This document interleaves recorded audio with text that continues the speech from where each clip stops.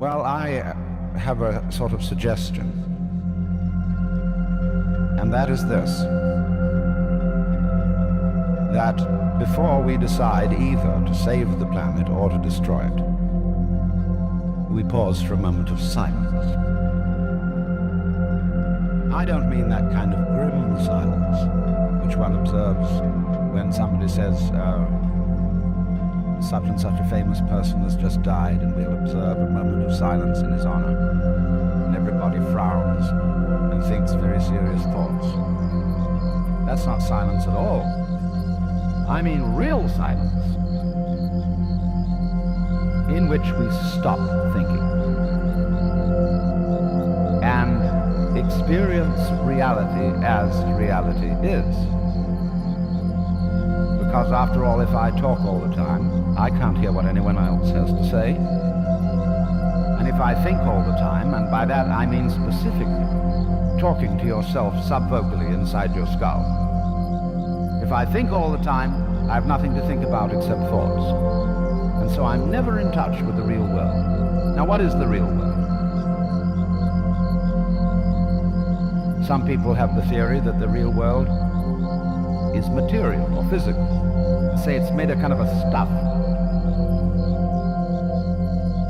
Other people have the theory that the real world is spiritual or mental. But I want you to point out that both those theories of the world are concepts. They're construction of words. And the real world is not an idea. It is not words. Reality is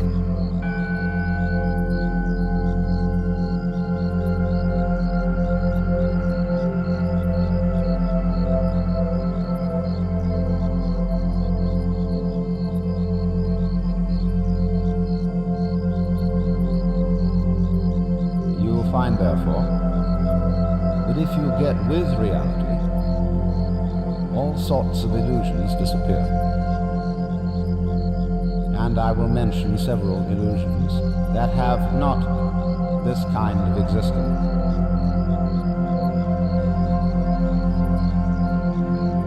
Let's begin with some very down-to-earth ones, like money. Money is a very useful method of accounting. It is a measure of wealth, in the same way as inches are measures of length and grams measures of weight. You cannot eat money. You could have a fantastic quantity of dollar bills and stock certificates on a desert island. They would be useless to you. What you would need would be food and animals and companions. Money simply represents wealth in rather the same way that the menu represents the dinner. Only we are psychologically perverted in such a way that some of us would rather have money than real wealth. But you know, you cannot drive in 5 cars at once, even though they be Cadillacs. You cannot live simultaneously in 6 houses, or eat 12 roasts of beef at one meal. There is a limit to what one can consume.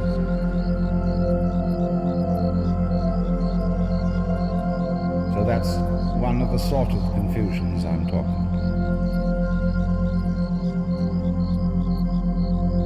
I once talked to a woman who came to me and said she was afraid of death. And we went into it in a long conversation. I said, "What are you really afraid of?" And she thought it over, and he said, "You know, what I'm going to be afraid of is what other people are going to say. They're going to say, poor old Gert, she couldn't last it through." Because you see, who you think you are is entirely dependent on who people have told you you are. You're not that. Then another thing that bothers us is time. Most people nowadays say, I have no time. Of course you don't. Because you are not aware of the present. You know, the present is represented on your watch by a hairline that is as thin as possible as is consistent with visibility. And so everybody thinks the present is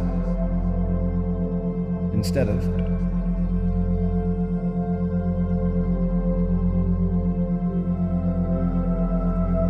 now. The present is the only real time. There is no past, and there isn't a future, and there never will be. We think ordinarily of the present as an infinitesimal point at which the future changes into the past. And we also do a terrible thing. We imagine ourselves to be results of the past.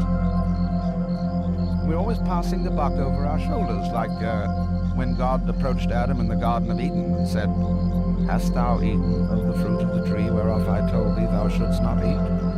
And Adam said, "This woman thou gavest me, she tempted me, and I did eat." And God looked at Eve and said, "Hast thou eaten of the fruit of the tree whereof I told thee thou shouldst not eat?" And she said, "The serpent beguiled me, and I did eat." And God, out of the corner of his eye, looked at the serpent. The serpent said nothing. So you see, we're always passing the buck. We don't realize that the past is caused by the present, as the wake of a ship flows back from the prow. Now, the wake doesn't drive the ship any more than the tail wags the dog.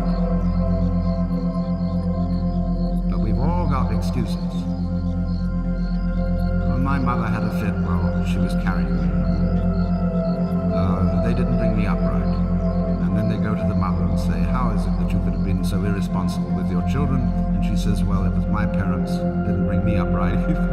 So everybody passes the buck. But the truth of the matter is, it all begins here. This is where the creation begins. And you're doing it and won't admit it. Because, of course, you're all God in disguise. Jesus found that out, and they crucified him for saying so. Because the Jewish people had a sense of God as the cosmic king, the boss. It was modeled on Pharaoh, on Cyrus of Persia, the King of Kings and the Lord of Lords, was Cyrus's title. Kyrie eleison means Cyrus have mercy on us. But you don't have to think of God in that image. When modern Protestant theologians of the sort of liberal type are saying God is dead, they mean not that literally, they mean a certain image of God is dead. Outworn. Because it was, after all, an idol. And when it says, "Thou shalt not make to thyself any graven image," it doesn't mean merely images of wood and stone, which nobody took seriously anyway. It means, above all, images made of imagination, images made of concepts. That one had feet of clay. But it doesn't mean that God is dead, that life is nothing more than a trip from the maternity ward to the crematorium. It's much more spooky than that.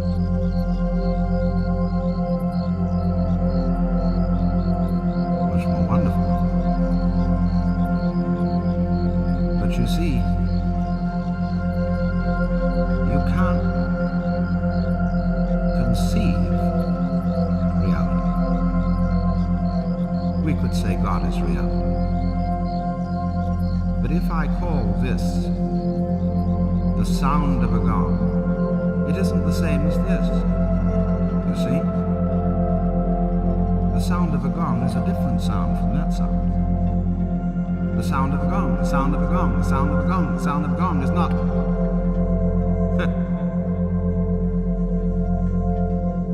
So then, there is practiced throughout the world, rather more in Asia than here, although always by a minority of people, a discipline called meditation, which is to get in touch with reality.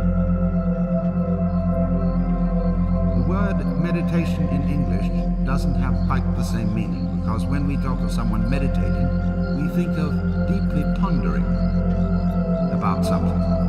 When the Orientals are asked, what do you meditate on? They look slightly puzzled. We don't meditate on anything. We just meditate. In Sanskrit it is called jhana. In Chinese it is called chan. In Japanese it is called zen.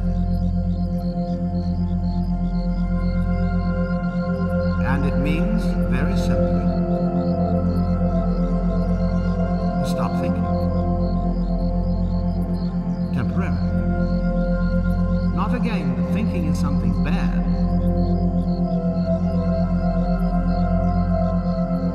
But if you don't, you have to stop thinking at certain times.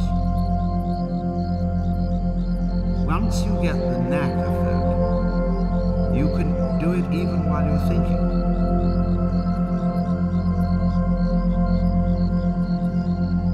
So you can be a scholar and practice meditation. This is not an anti-intellectual point of view. I imagine that most of you here are either in college or college educated. And the foundation of the intellectual life. Good scholarship requires that you meditate. But in saying that, I have got myself into a linguistic trap. Because you see, I seem to be pitching it to you as if it was something good for you. As if it would give you a better future. As if it would improve you. Now, so long as such motivations and considerations exist, you're not meditating. We talk sometimes about the practice of meditation as if it were like practicing the piano, preparing for a concert. It's much more like the practice of medicine. As when you say, well, I practice medicine. It means you do it every day, it's your way of life. So this is a very odd thing for Westerners to understand, and particularly for Americans. Because we are so fixated on the future. When we say we want to put something down, we say it has no future. Well, do you? Much better to have a present. Because if you don't, it's useless to make plans. Because when they work out, you won't be there to enjoy them. You'll be thinking of something else. So this is one activity which is curiously different from all others. It has no purpose. It's rather like music or dancing in that respect. Why do you listen to music? Supposing there would be a culture with no music, would you consider that a high culture? But why do you do it? Well, some people say, well, we go to the concert to improve our minds. Well, if you do it that, you're not listening. Because you see, music is peculiar in that it is a marvelous pattern of sounds that doesn't mean anything. There is some inferior music that means something. What we call program music, like the Tchaikovsky 1812 Overture. Or some of Debussy's perpetrations, such as the Englutted Cathedral. Where it's creating visual pictures, or imitating natural noises, the beat of horses' hooves, or rollings of military drums, and the sound of the waves, etc. Just imitation. Now, great music, as composed by Bach or Mozart, or the Hindu music, or some of the great contemporary composers, doesn't mean anything except itself. It isn't going anywhere. Otherwise, the fastest orchestras would be considered the best.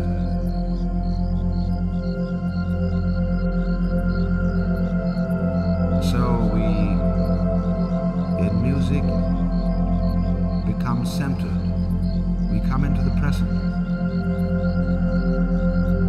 Not a hairline present, mind you. It's an expanded present, because if you had a hairline present, you wouldn't be able to hear one note after another. You wouldn't know what note you'd heard before. So you couldn't hear melody.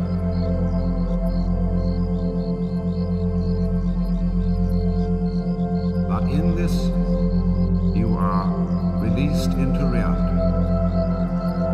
That's why it is said that the angels in heaven have harps, and why they circle the throne of God and sing Alleluia, Alleluia, Alleluia, which although it does mean hail to the Lord, doesn't really mean anything. When you really get swinging with an Alleluia, it's just unlooking. You don't think of the meaning of it, you see. You can't think of the meaning of God. What does God mean? What is God useful for? So in the same way you can ask, what does a tree mean? What does a cloud mean? What does a fern mean? What's it all about? Well, we've got on all kinds of weird theories that ferns exist in a certain way in order to propagate themselves. Like birds do all this thing in order to lay eggs so more birds come out. And the whole point of that is that there shall be more birds still. It is a purely engineering approach to life.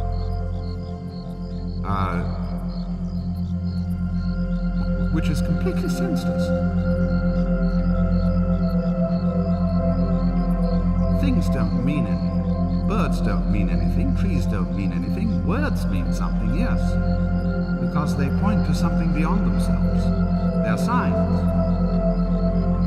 But if you take words too seriously, you're like a person who climbs a signpost instead of going where it points.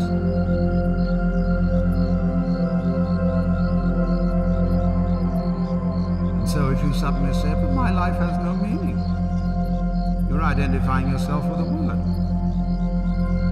That's what we do. If I would identify myself with Alan Watts, that would be identifying myself with a concept, with words. A rather complicated mess of words, to be sure. But still, I would have made that mistake.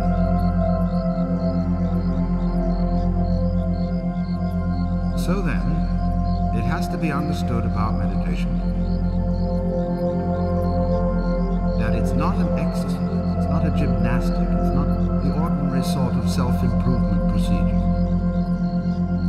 And one does it not to be good for you, but just because you dig it. Because at last you find yourself in the center, the eternal now, in which past and future drop away.